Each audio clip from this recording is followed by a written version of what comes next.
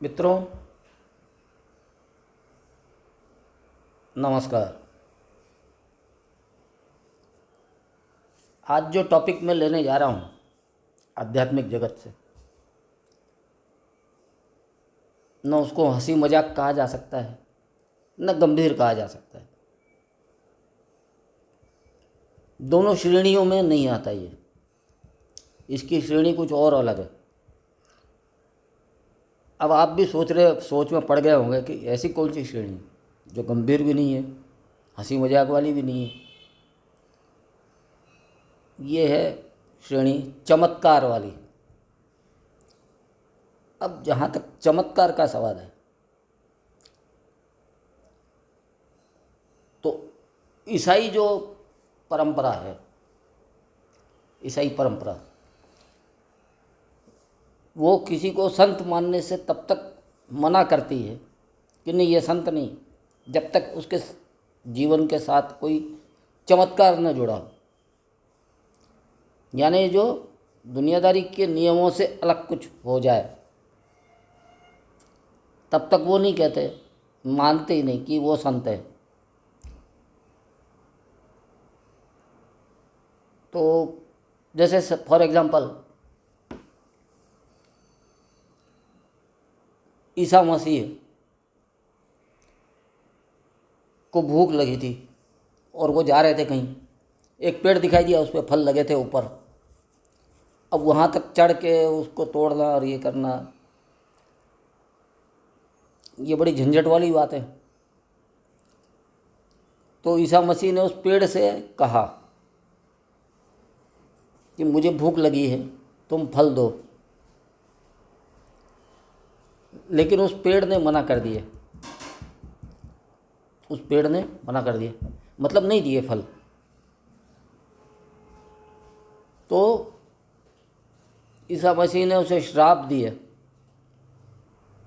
अब आप श्राप शब्द सुन के ये तो जानते ही हो कि भारत में तो ये बहुत ही कॉमन चीज़ है, लेकिन इस्लाम और ईसाइयों में श्राप देना कि तुमने मेरी बात नहीं मानी तो ये लो भुगतो, ये तो अनकॉमन बात है।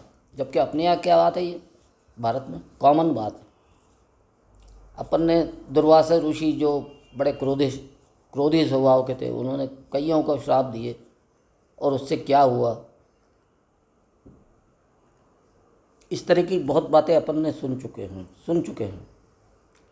तो बात क्या चल रही है, चमत्कार। जैसे महावीर का जो सबसे बड़ा अनुयायी हुआ था, लेकिन उसको हमेशा शक रहता था कि महावीर को ज्ञान है कि नहीं है।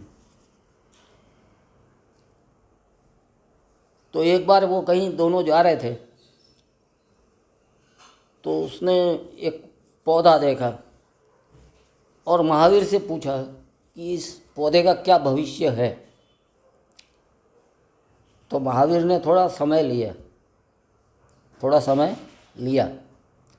और ये समय लेना भी बहुत कुछ जताता है कि क्यों लिया समय। फिर उन्होंने उसको कहा कि इसका भविष्य अच्छा है, ये फलेगा फूलेगा, ये पौधा जो है जिएगा, फलेगा फूलेगा। तो उसने क्या किया, क्या आप सोच सकते हैं उसने क्या किया? उसने वो पौधा उखाड़ दिए, वहाँ से उखाड़ दिए और नीचे गिरा दिए ज़मीन पे। वैसे ही उसकी जड़ें निकल गई ज़मीन से। बोला अब कैसे फलेगा फूलेगा? महावीर ने कोई उत्तर नहीं दिया।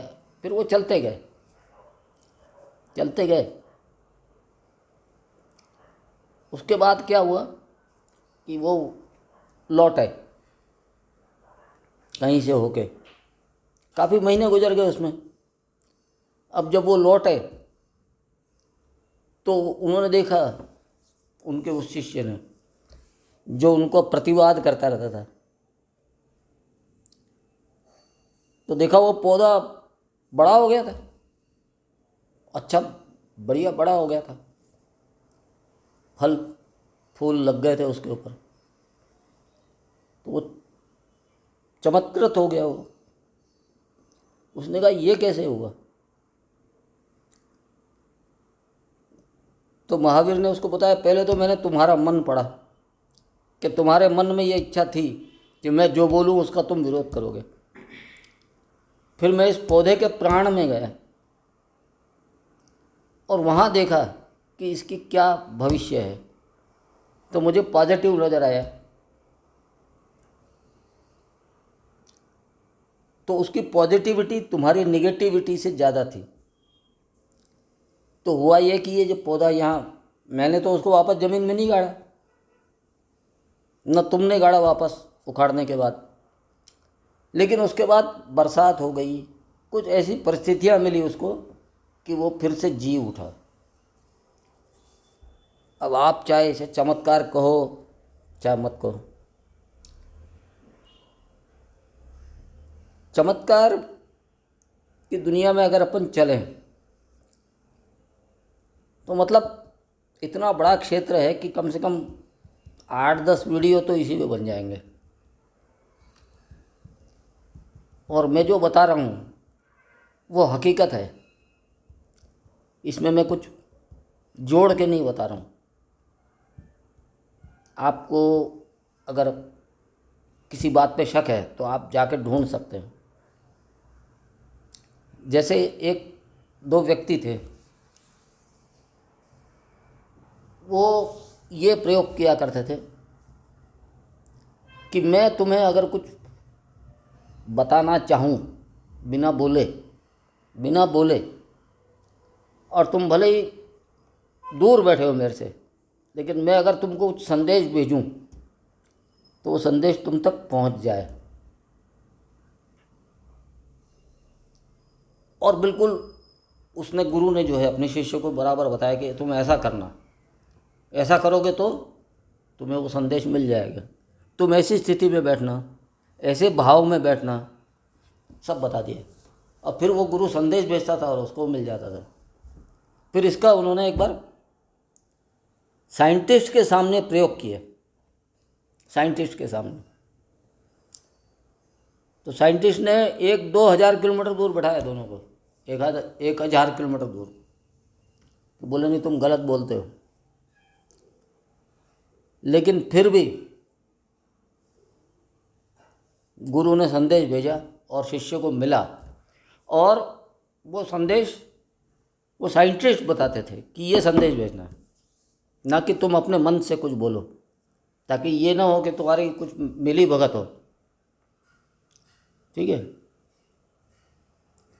आज का जो ब्रह्मा देश है, म्यांमार, वहाँ का एक संत था,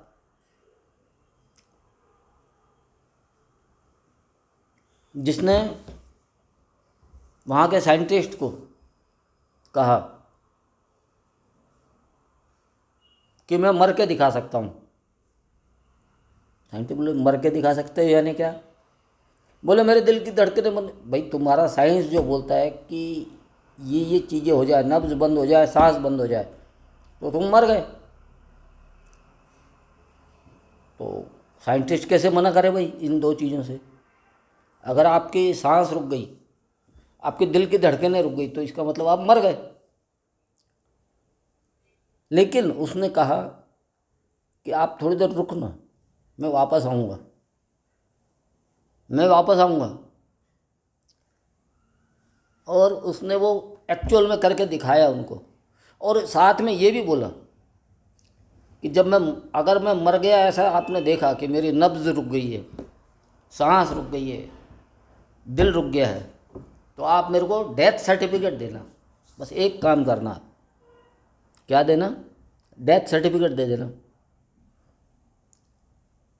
तो उन्होंने जब उसने वो क्रिया पूरी कर ली, समाधि में चला गया, बोलो या कुछ भी, जिसको जो भी आप समझना चाहो।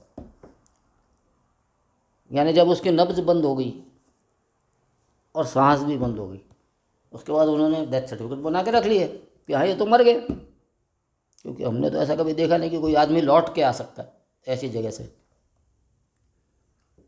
लेकिन वो थोड़े समय के बाद वापस आ गया और उसने कहा कि मेरा डेथ सर्टिफिकेट दो। और तुम झूठे आदमी हो, तुम डेथ सर्टिफिकेट लिखते हो। तो तब कहते हैं कि उसमें से एक डॉक्टर था, उसने उसके बाद से डेथ सर्टिफिकेट देने से ही मना कर दिया, क्योंकि जन्म और मृत्यु के बारे में साइंस भी वो नहीं कह सकती जो अध्यात्म कह सकता है, क्योंकि अध्यात्म सुपर नेचुरल साइंस है। अगर आप वहाँ पहुँच गए तो आप पहुँच गए, मतलब फिर उससे आगे क्या और पीछे क्या और बीच में क्या, कुछ नहीं, कोई मतलब नहीं। वहाँ पहुँच गया मतलब पहुँच गया। इस तरह की और भी कम से कम सैकड़ों घटनाएं होंगी, सैकड़ों घटनाएं है भी, और मेरे को भी कुछ याद आ रही है, लेकिन आज मैं आपका इतना समय नहीं लेना चाहता, इसलिए अभी मैं इस कहानी को यहीं रोकता हूँ। आपने मुझे इतना समय दिया, इसके लिए मैं आपका बहुत आभारी हूँ। मेरे चैनल को लाइक कीजिए, सब्सक्राइब कीजिए। आपने सुना इसके लिए बहुत धन्यवाद। नमस्ते।